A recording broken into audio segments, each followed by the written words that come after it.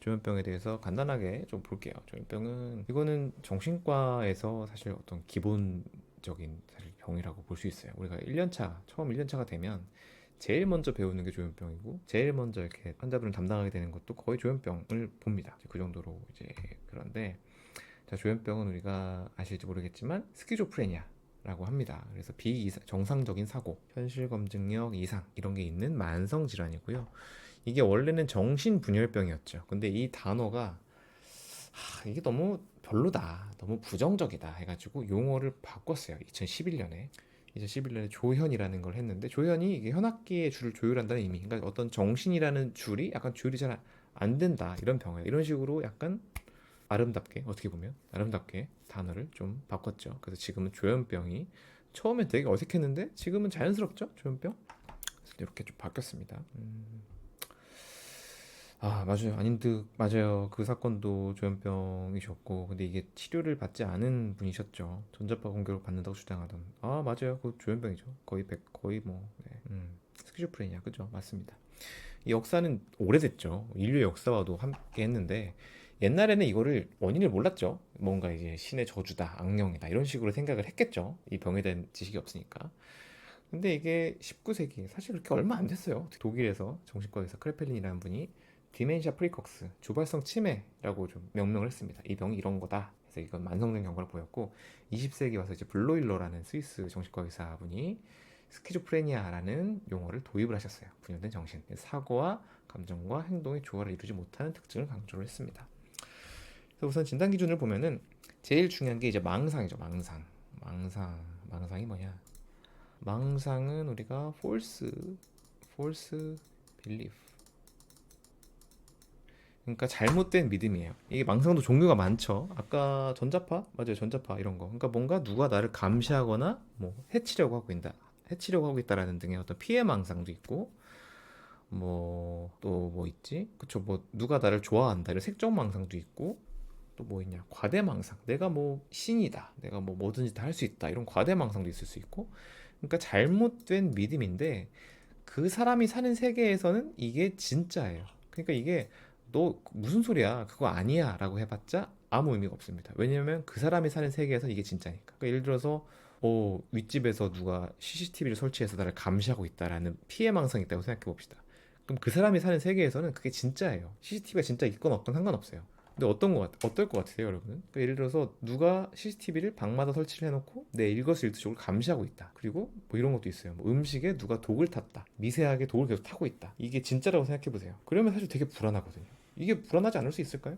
누가 나를 계속 해치려고 24시간 하고 있어요.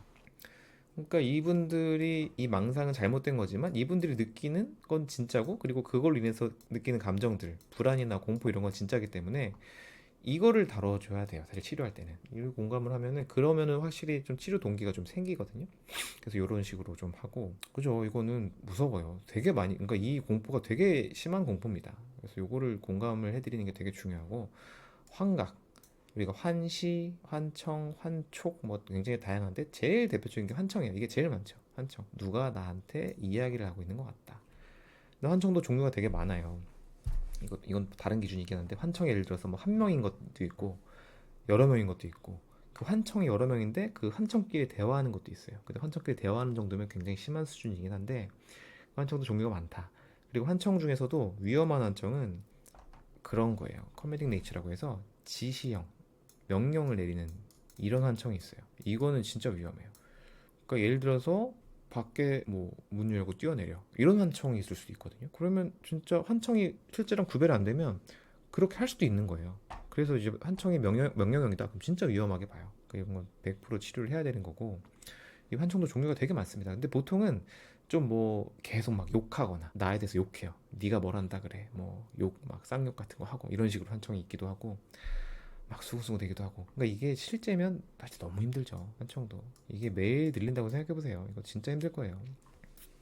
그래서 이런 것들이 망상 환각이 가장 대표적이고 와해된 언어, 논리적이지 않은 말. 그러니까 되게 이해를 할 수 없는 말들을 해요. 이해할 수도 없고 앞뒤도 안 맞고 와해된 행동, 문맥에 안 맞고 맥락에 맞지 않은 엉뚱한 행동들 그리고 긴장적 행동이라고 해서 요거는 여러 가지 종류가 있는데 대표적인 게 같은 자세를 유지하고 계시기도 해요. 예를 들어서 막 손 들고 가만히 있거나, 이게 요새는 거의 없어진 증상이긴 한데 약이 좋아져서 옛날에는 이런 게 되게 많았대요. 복도에 막 계속 그냥 가만히 서 있고 같은 자세 계속 유지하고. 음성 증상은 이게 앞서 말한 게 어떤 우리가 눈에 보이는 거죠. 눈에 보이고 눈에 띄는 양성 증상이라고 하는데, 음성 증상은 반대로 있어야 될 게 없는 거예요. 감정적 둔마, 약간 무표정, 감정이 없어져요. 그리고 말도 없어지고 의욕도 없어지고, 이런 것들도 되게 많습니다. 사실 음성 증상 있으신 경우가 되게 많아요. 그래서 약간 어딘가 우울해 보이기도 하고 그런 것들 많죠. 그래서 이런 증상들이 있을 수 있다라고 보면 될 것 같고, 우리 예전에 그 누가 또 뷰티풀 마인드 해달라고 하셨었는데, 뷰티풀 마인드도 너무 옛날 영화라 그쵸? 다들 모르시겠죠? 모르시는 걸 가정하고, 이 존 내시라고 하는 수학자분이 계신데, 이분이 굉장히 천재였는데, 이분이 이 스키즈프레니아를 걸리셔서 함께를 하신 분입니다. 실제로. 그러니까 이분의 실화를 바탕으로 만든 영화가 뷰티풀 마인드. 아, 이거 몇 년 전인지는 찾아볼 필요도 없겠다. 벌써 포스터부터 오래돼 보인다. 벌써. 저한테도 옛날 영화였어. 좀 약간 옛날 영화였던 것 같은데. 하여튼 근데 이 영화도 굉장히 잘 만든 영화예요. 요거를 제가 스토리를 조금 말씀드릴게요. 그러니까 이분이 존 내시가 되게 천재 수학자예요. 프린스턴 대학에서 막 엄청 촉망받는 천재 수학자여서 교수가 됐어요. 교수로 재직하던 중에, 근데 이분이 갑자기 미국 국방부로부터, 그때가 이제 냉전 시대, 소련하고 미국하고 이제 경쟁하고 이럴 때죠. 미국 국방부로부터 암호 해독 임무를 맡았다고 해요. 그리고 정부 요원이 와서 이건 기밀 분석해야 된다고 하고, 그리고 막 소련 스파이들이 막 쫓아와요. 그래서 쫓아와가지고 숨어 있고 감시당한다고 하고 불안해하고 이러거든요. 그래서 결국에는 이게 너무 심해져서 입원을 하는데, 근데 이게 전부 다 망상이었던 거예요. 전부 다. 임무도 없었던 거고 요원들도 사실 없었어요. 그래서 치료를 받고, 근데 증상이 완전히 없어지진 않아요. 증상이. 그래서 그 주연병인 분들 중에서도 환청이나 망상이 좀 남아있는 분이 꽤 많습니다. 그러니까 우리가 10점 만점에 뭐 환청이나 망상이 10점 만점이라고 하면 한 1, 2점 정도는 남아있는 분들이 좀 있어요. 근데 이게 환청이 들리더라도, 아 이게 환청이구나, 아 이게 실제구나, 이거를 구별할 수 있으면은 일상생활 할 수 있거든요. 그래서 그런 것들을 이제 배워요. 그래서 존 대신 이제 환시가 이제 나오는데, 이 요원들이 이제 보이는 거예요. 비밀 요원들이. 근데 환시는 보이는데 이 사람들을 무시를 해요. 무시를 하고 내가 나의 일을 해 나갑니다. 그래서 이 학자로의 삶을 회복해 나가고 계속 연구를 하죠. 그리고 마지막에, 아 이게 무슨 상이었는지 기억이 안 나는데, 이게 무슨 상을 탔나? 하여튼 그러고 그 자리에서 이 동료 교수들이 그 사람한테 가서 이렇게 만년필 자기 펜을 꺼내서 줘요. 근데 이게 되게 존경의 의미래요. 근데 그 사람들이 쫙 와가지고 펜을 이렇게 다 이렇게 주거든요. 그러니까 이분이 스키조프레니아를 극복하고 여기까지 회복을 한 거예요. 그러니까 이 마지막 장면이 되게 감동적인데, 아 이거 너무 스폰가? 하여튼 이런 영화입니다. 그래서 아까 말씀드렸던 것처럼 이 비밀 임무 스파이, 그러니까 소련 사람들이 와서 나를 감시한다, 나를 해치려 한다, 이런 피해 망상이 존재를 하고, 한청 망상 속 인물들이 말을 하죠. 이거 해라 저거 해라 막 명령형으로 내립니다. 그리고 이 인물도 없는 사람들이 보이는 거니까 환시이기도 하죠. 지시형 환청, 이게 되게 위험한 환청들이 있고, 그리고 보통은 이게 진짜기 때문에 내가 병이 있어 라고 생각하기가 되게 어렵습니다. 사실은 이게 되게 오래 걸려요. 아 이게 내가 병이었구나 라고 생각하는 게 되게 오래 걸립니다. 그래서 치료가 되게 중요해요.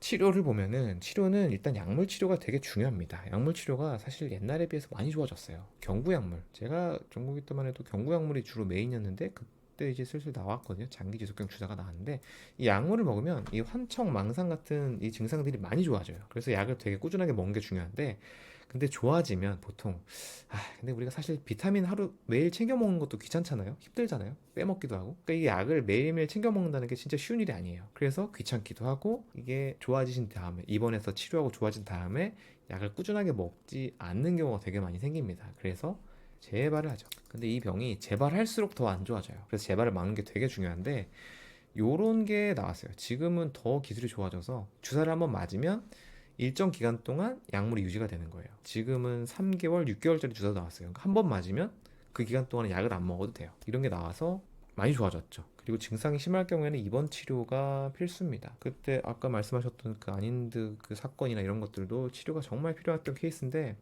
이게 입원 치료가 잘 이루어지지 않은 점이 있죠. 입원 치료가 이게 참 어려운 게, 아까 병식이 없다고 했잖아요. 내가 치료를 받아야 된다는 필요성이 없기 때문에 스스로 입원하는 경우가 거의 없어요. 그러니까 이게 강제로 해야 되는데, 이게 참 어려운 문제예요. 요새 인권이 워낙 강조되는 추세다 보니까 근데 이거를 저는 개인적으로는 이게 병을 치료를 제대로 받는 게 인권을 지켜주는 걸까? 아니면 스스로 입원하도록 하는 게 인권을 챙겨주는 걸까? 이거는 되게 어려운 문제라고 보거든요. 근데 어쨌든 지금 추세는 선택권을 되게 존중해주는 추세로 가서 강제 입원이 되게 점점 더 어려워지고 있어요. 그래서 어쩌면 이런 사건들이 더 생기는 건지도 모릅니다, 사실은.